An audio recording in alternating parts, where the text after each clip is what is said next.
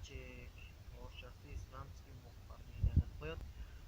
Эгерде буну бир столовый ложка чөптү 200 грамм кайнак суга демдей билсе, бөйрөк оорусун андан жакшы. Бөйрөктө таштарды түшүрөт, тыштарды өлтүрөт.